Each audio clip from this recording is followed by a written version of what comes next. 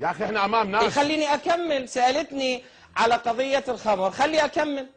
انت رحت على المقابر بعدين نعم. اذا كملت نعم ما يصير هذا، ما يصير حوار هيك يعني، وما يصير يعني جواب ايضا. احنا قلنا انت اتهمتني ايضا لا تنسى يعني. حبيبي عندنا احنا اليوم عندنا كثير من الشكايات، الكثير من الناس جاءونا يشتكون من السكارى، من أطفالهم قامت تتناول الخمر، محلات الخمر فتحت في الأزقة وهذا حتى ممنوع أيضا، لازم في الشوارع العامة.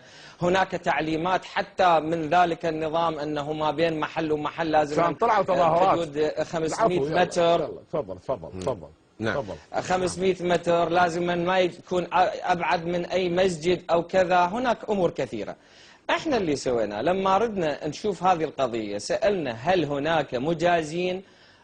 قالوا نعم. طيب قلنا المجازين يبقون على وضعهم، والمجازون اليوم يفتحون وما حد يتقرب لهم. هذا خلي بالك، ليست كل المحلات.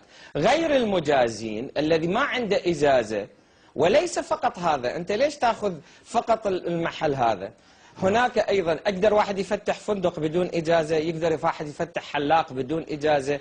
هذه كلها يا أستاذ هاشم كقوانين موجودة موروثة، كلها بقوانين تفترض أنه الشخص اللي يفتح أي محل لازم عنده إجازة ممارسة مهنة. هؤلاء ليست لهم إجازات ولذلك تم إغلاقها، والذي عنده إجازة نحن ندافع عنه.